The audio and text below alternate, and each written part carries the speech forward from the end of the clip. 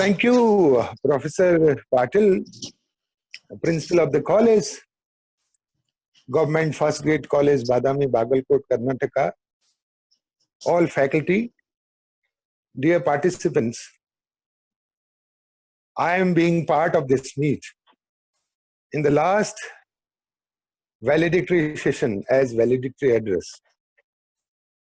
So, as the nature of valedictory address suggests, it should be overall summing up kind of a lecture. So, therefore, I am speaking of neither quantitative nor qualitative. I am speaking of both. But I am speaking of how to maintain the quality of our data so that the biases are minimized and our conclusions and our policy decisions out of our empirical research are not misleading. They are correct. They are near to the reality. In this spirit, friends, I'm going to speak on quality research methods in social sciences, participatory rural appraisal, initially as it was called, AVLIC, now participatory action research, that will be in focus. I'll be speaking of, I'll be introducing the topic. I'll be speaking on how methods are used in social science research. What are the types of data, though you understand, but I'll speak on that and emphasize how and when they are collected.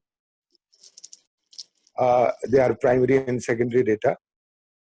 Methods of secondary data collection and methods of primary data collection.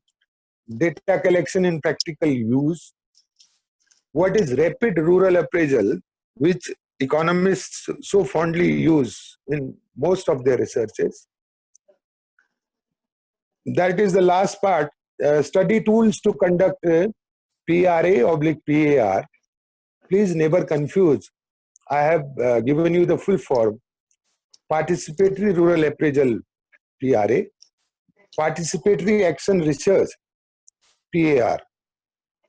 And RRA, Rapid Rural Appraisal, which you conduct with the help of interview methods, drawing samples, making schedules, questionnaires, etc. So I'll focus on steps of PRA, PAR. Now, friends, the part first of my lecture is introduction. How methods are viewed.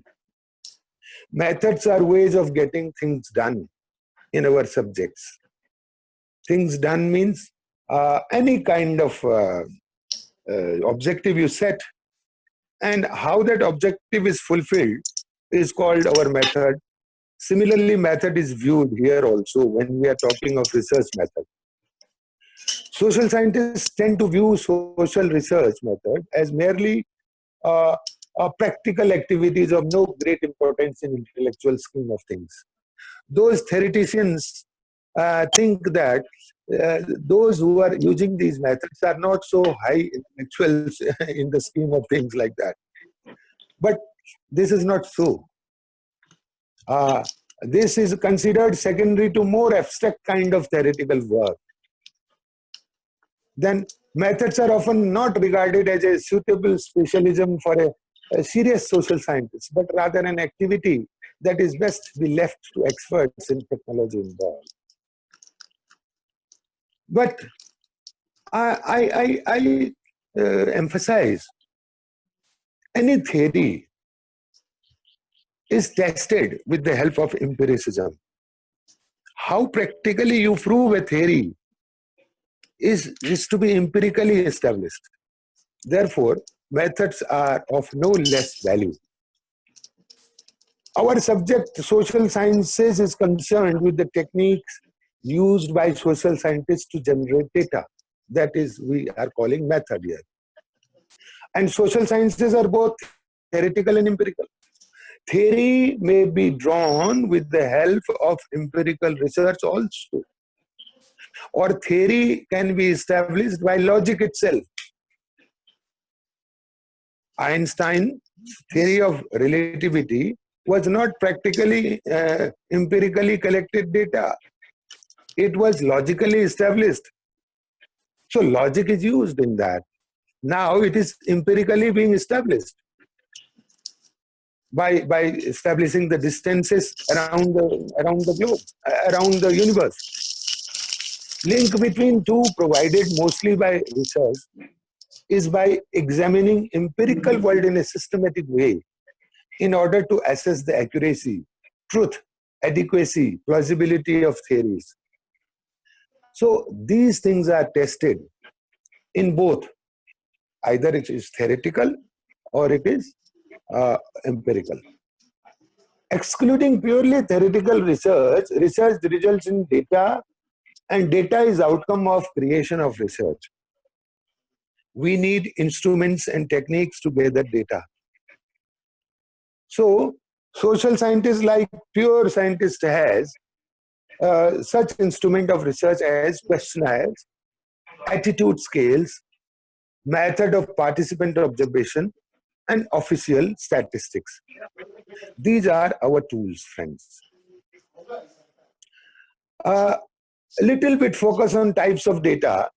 The secondary data we generate, we collect from the sources like bibliographies, periodicals, abstracts, official statistics, directories and yearbooks, tapes, video records, content analysis, encyclopedias, dictionaries, past memoirs, folktales, artifacts, and travelogues. All these become secondary sources for us. The real thing to understand here is what is primary and what is secondary data. I hope you understand, but most of the times there is a confusion. Primary data is that mostly understood is which you yourself collect directly and then use that data. That's not so. Even if the data is collected by anyone, and raw data, if you have analyzed and written a report, that is your primary data. So feel that difference between primary data and secondary data. Now I focus on primary data, which is the soul of the entire course of this lecture. Primary data emerges directly from original sources, and their collection requires careful handling, very careful handling. Therefore, I am talking of the quality. You may collect quantitative data or qualitative data, but the overall quality of the data is to be maintained. If the overall quality of the data is not maintained, then your biases, suppose you are committing biases in your data, your research, and the policy conclusions will always be wrong. I am again emphasizing. So I talk of the methods. There are so many methods used by the social scientists over the years from the past historic background. First is case study method. Second, observation methods, projective methods, mail questionnaires, and personal interviews. These are the methods we normally use in social sciences. Now, I focus on case study method. What are its features? Intensive investigation of a particular unit is called case study method. Narrative description. It gives a narrative. I'm writing a report on child labor and giving narratives of case stories of 2, 3, 4 children in detail, how they landed up as being child laborers. This kind of narrative. Narrative can be of an institution, narrative can be of an individual, or narrative can be of a certain geographical location, region, all this. And case study method involves informality, subjectivity of generalization, qualitative analysis, account of all participants. Case study method, normally it is qualitative, not much quantitative. Account of all pertinent aspects of things or situation. Unit of observation. Here is an institution, a group of individuals, as I told you. Method mostly, uh, which method is used in case study method? Further, that is mostly participant observation. I'll go to participant observation method in detail. Who are the users of this case study method? Earliest users were historians. They presented their cases with the help of case study method. Kings and kingdoms and all feudal lords, etc. Sociologists like Spencer, Thomas, and Gennady in Polis Peasant, they used this method. Uh, Other subjects like law, anthropology, social work, psychiatry, psychology, economics, political science, all you have used case study method. Kimball Young, a thinker, puts it as historical genetic method. What are its limitations? Let us understand the limitation. Therefore, you will be able to maintain the quality. Objectivity in observation and recording of social data is killed by individual biases. This comes. Informality and subjectivity of generalization, lack of quantitative checks, assessments, personal biases come into, false sense of certainty about own judgment, and speculations. I give you a small story here. How case studies may be killed with biases. There is a thinker called Berryman who wrote a book called Hindus of Himalayas. In Hindus of Himalayas, he came back all the way from California near Mussoorie in Uttarakhand and wanted to study a village in mid 60s. In that period, nobody was available to speak in English and that village language, local language. Somehow he managed one individual. And with his help, he started collecting data, intensive data of the village, Hindus of Himalayas, how they live. It was an anthropological study, ethnographic study. After 6 months, he recorded what the translator told from the participants. One day, he overheard a gossip being made by this gentleman. By that time, he has understood certain local language words. He was gossiping that, hey, this gentleman always keeps me pain. Repeatedly same questions he asks, and forces me to ask it from the respondents. I know answers for everything. Therefore, I keep on telling my own analysis. I know about this village, everything, because I belong to this place.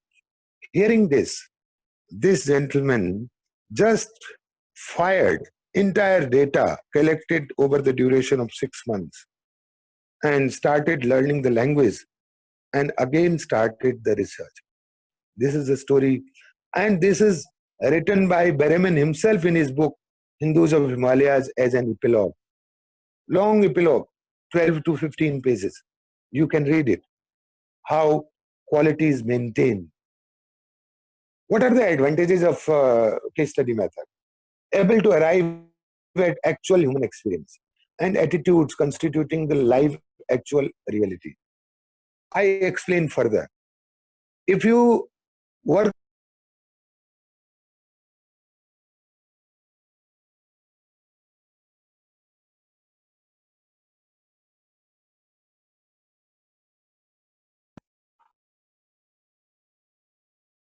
if I work out an average of, there is little disturbance, please bear with me.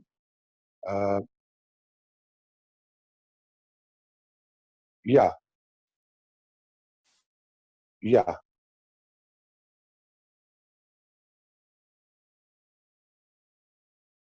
I give you one small story. If you work out an arithmetic average of 10 people in a particular area, and average income comes at 10 lakhs per capita. Crude example I'm giving you. Then you conclude that, oh, this area is very rich.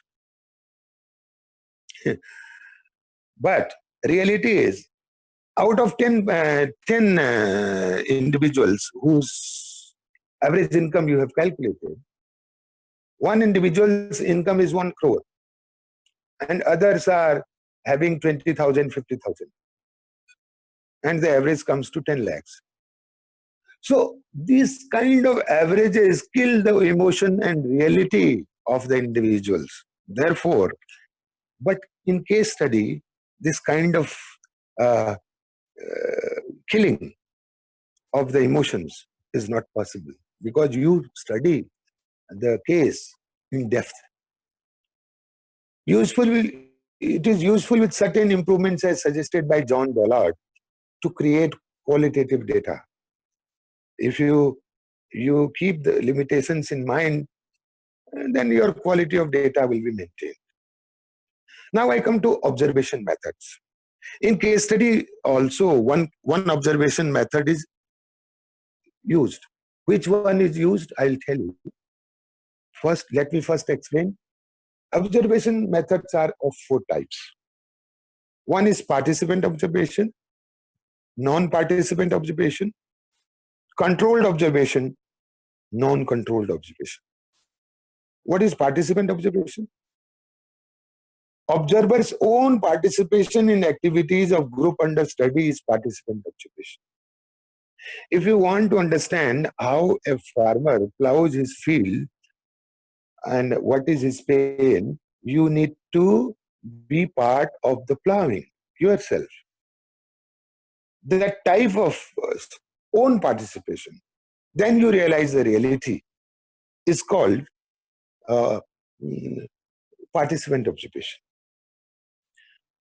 Observers' non-participation in activities but simply observation from a distance is non-participant observation. I give you an example of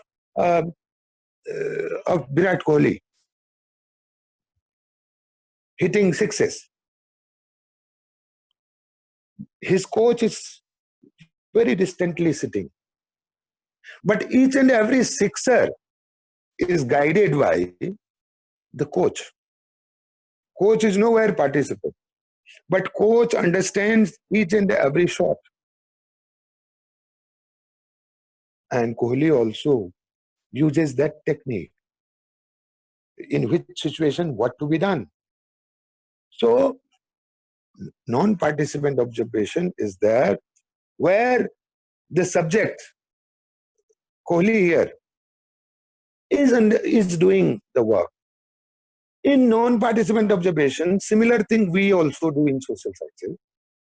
We don't participate in the activity, but the data you are collecting from, they themselves participate in the activity and collect the data for you. One caution note here is complete non-participation is not possible. Somehow you are somewhere participant, but not directly. In practice, only quasi-participant observation is followed. Observation in natural surroundings and activities performed in usual course without being guided by external force is called non-controlled observation.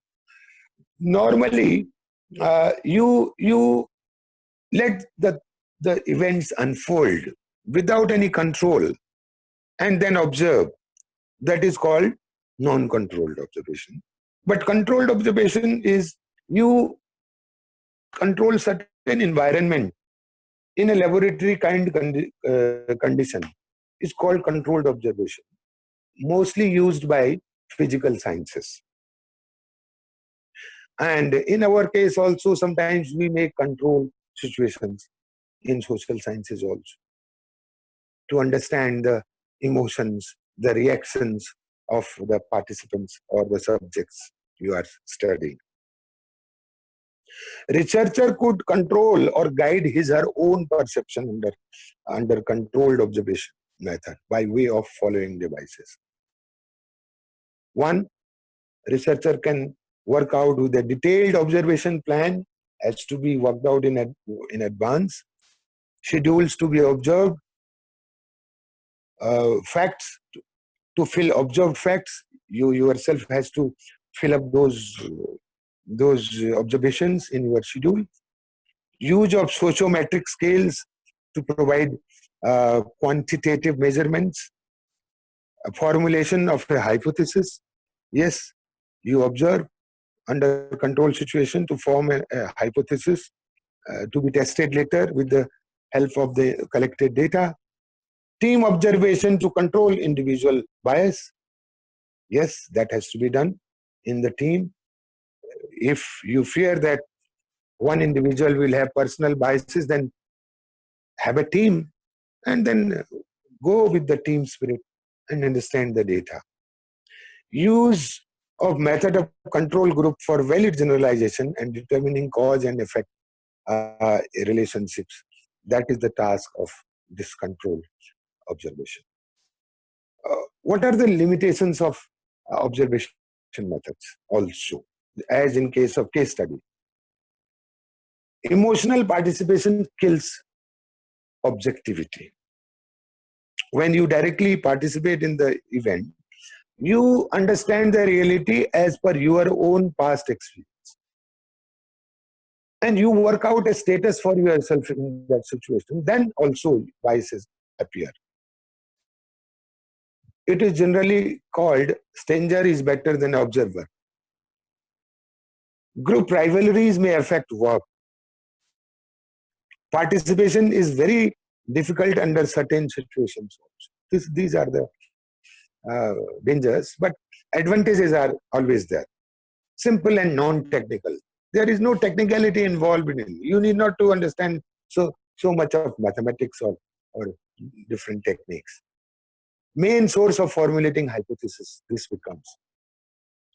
Relatively, you get greater accuracy in observation method. In testing validity of hypothesis, this is important. Common method for all social sciences. Now, I speak of some projective techniques and methods. Friends, these techniques are mostly used by psychologists. What are the features of these projective techniques? They are added recently. Normally used in the armed forces selection boards and certain emotional tests, etc., logics, etc. Do away with bias caused by informant. Here is no bias. You make such situations and immediate responses come from the respondents and you observe them. So there is no individual bias in that situation. Informant is not told about problem of research and phenomena to be narrated.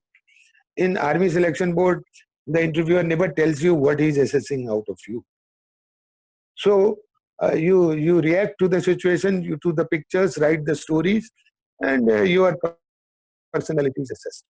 Indirect stimulus is given to know reactions on subject by giving sufficient light on his/her personality trend of thinking, needs, passions, ambitions, etc. So, what are the types of this? Ink blots, pictures to describe, reasoning, appreciation tests, storytelling, clay modeling, drawing finger paintings, playing a role. The technique is being refined further, day by day. It can be used in limited purpose situations, not widely. Now, we come to the method of arranged interview, which is our economists are so fond, as I told you earlier. Here we use the method of quota sampling, random sampling, purposive sampling, and random sampling is also used in case of non-responses. In advance, you draw more number of respondents. In case your sample is lost during the course of data collection. Answers are recorded by respondents or by interviewer, observant. Interviewer records answers or canvasser method. So this is called rapid rural appraisal. This involves mostly interview technique of conducting social investigations. And this method is most widely used, as I told you, in collecting quantitative data in the subjects like economics. RRA tools for primary education study. We conducted so many studies on primary education for Education for All, District Primary Education Program. All these projects, early 90s, late 90s, early 2000 decade.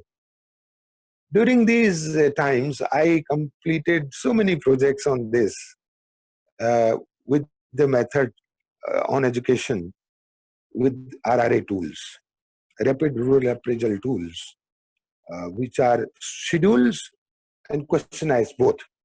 I hope you understand what is the difference between schedule and a questionnaire. In many PhD theses, I find there is no properly understood the difference between a schedule and a questionnaire. And I give fault to their supervisors as well, because they could not tell their students what is a schedule and what is a questionnaire. Schedule is when you yourself interview the respondent and fill yourself. And questionnaire is you give the set of questions to an individual, normally in case of senior officials. And they fill those informations for you. But what they fill, how they fill, you don't understand. Their quality is further compromised. So therefore, you need to understand the difference between the two. So we used both questionnaires and schedules. Classroom observation, how the class is being maintained. Official questionnaires, district magistrate, education coordinator, and all these officers. Village schedule, school schedule to record the school data. All these RRA tools we used for all these World Bank funded, globally funded projects, big projects, around 8 to 10 we conducted. We use this. But in these projects itself, we and many others for coming years, we also used PRA and PAR, which is the focus of this lecture. What is PRA now or PAR now? Friends, if you go back to the history of this method, this emerged from the researches of Paulo Freire. In mid-70s, he came out with a book called Pedagogy of the Oppressed. Very small book, 80 pages, 85 pages. He studied how poor are educated. He worked in South American continent, Africa, and entire life he invested in understanding the education of poor. From there, the method of PRA, participatory rural appraisal, emerged. Later on, Robert Chambers worked on this, and so many others you can find. What is PRA? PRA is not only a data collection method, but a developmental intervention in itself. I tell you. Please remember the word developmental intervention in itself. I will further speak on this, why I am calling it developmental intervention in itself, because we are concerned with our data collection. But here we are using a method which is a developmental intervention in itself. In that case, you become the real intervention, You make real interventions in development yourself. That is our duty, academic duty also. So various types, steps and tools are to conduct so many kind of studies. You can conduct studies with the help of PRA, PAR in conducting baseline studies, need assessment studies, evaluation studies, monitoring studies, impact assessment studies. All kind of studies can be, with the help of these methods, we can conduct. We can collect the data, conduct the studies, and evolved with this method. Evolved with problems to be studied. What is the problem? Accordingly, you have to evolve this method. There are so many tools, friends.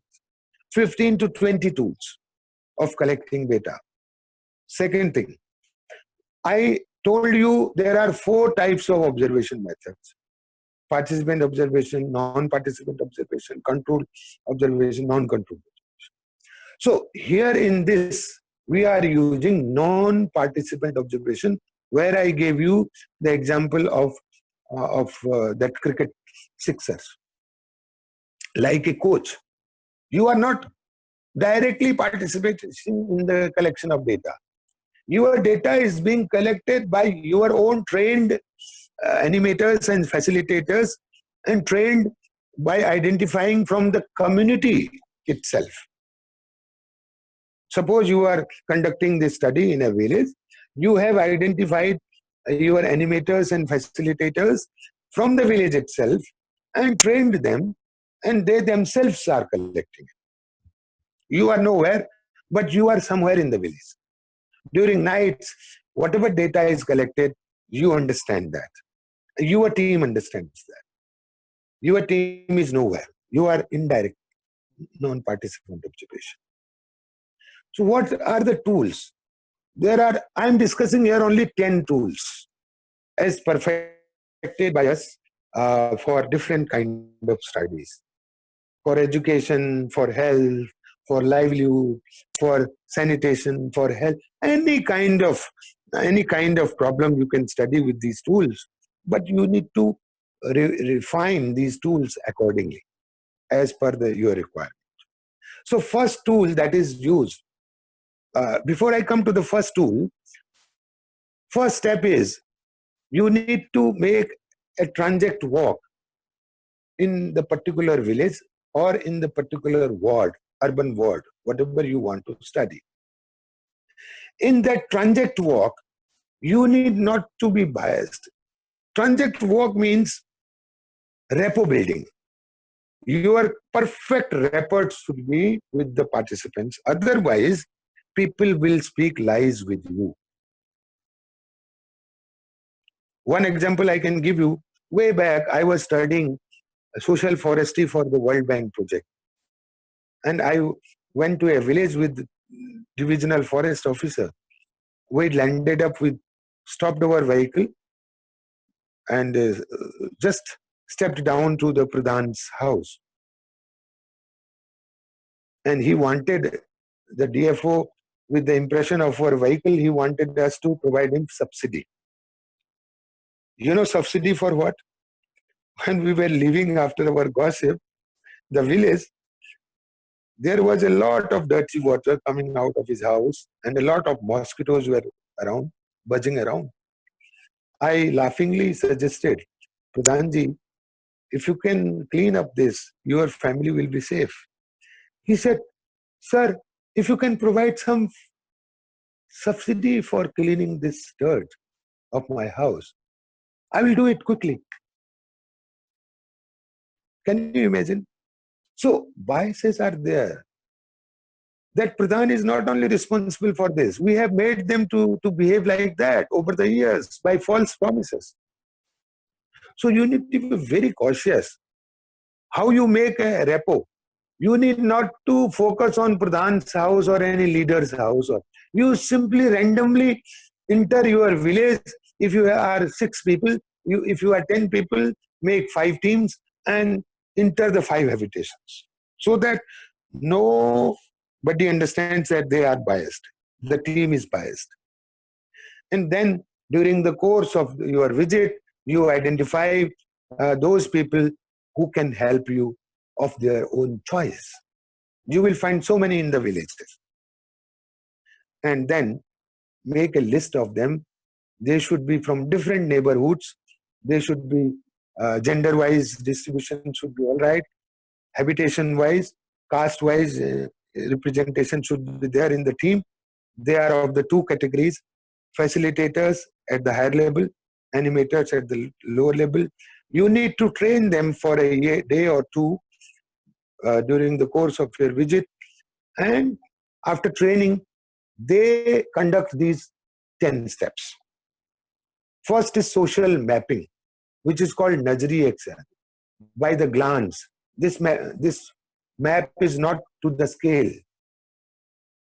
So, your facilitators, animators from the same village, all this team, these 4 or 5 team go to the different neighborhoods.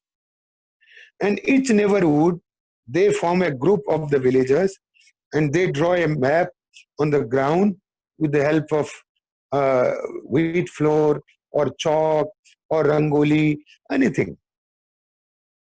Villagers draw this neighborhood, their own neighborhood's map, and facilitator, again from the same village you have trained, draws the same map, copies the same map in his copy, in his notebook.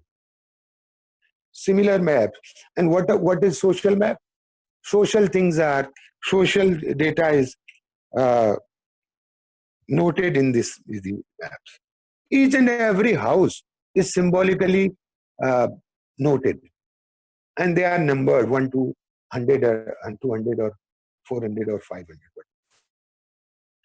And each house, people discuss, this is Ram Prasad's house, this is Shyam Prasad's house. And your facilitators notes it in his diary. All social data, their temples, their neighborhood, their sanitation, their living standard, or their cultural activities, all the places are noted in the map. Therefore, it is called social map, not to the scale, but all symbols are there. Sorry, I cannot share my screen with you. You can ask for the PowerPoint if you like from Professor Patil.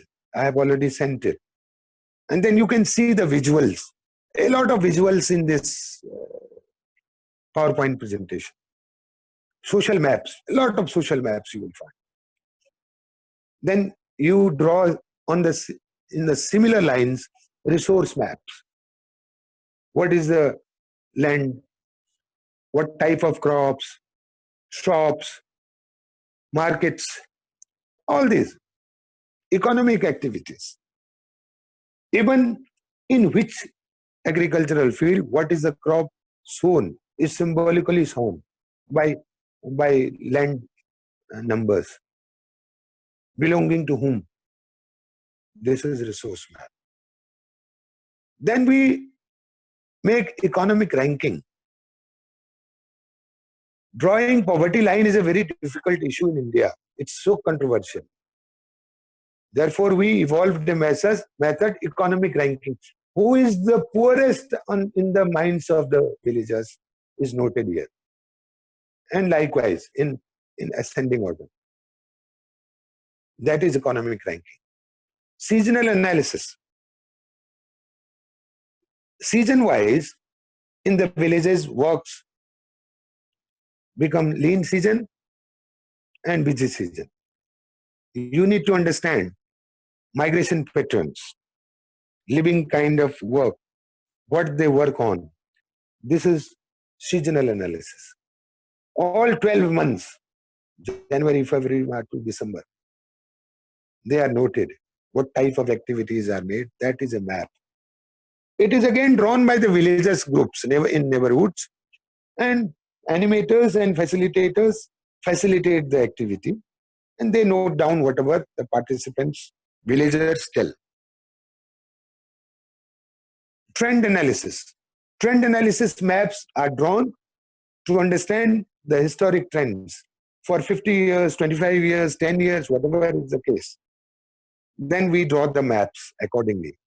For example, what was the attitude of the villagers towards the education of the girls 50 years back, 25 years back, and today? So that gives us the changing values of the society. Chapati diagrams are drawn to understand the mutual cooperation, and that mutual cooperation and that leadership can be identified. Who is followed, whose voice is followed by everyone in the village. If you can identify that kind of leader, your half work is done for developmental intervention in itself, that I told in defining PRA. Then service diagrams. What type of services? That diagram is drawn by the same villagers with the help of facilitators and animators.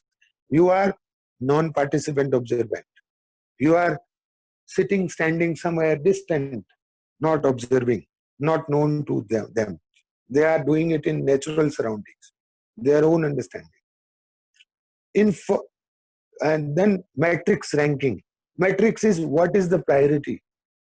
I want a road, or I want a sanitation, I want latrines in the villages as under Swachh Bharat Abhiyan, or I want my child's education.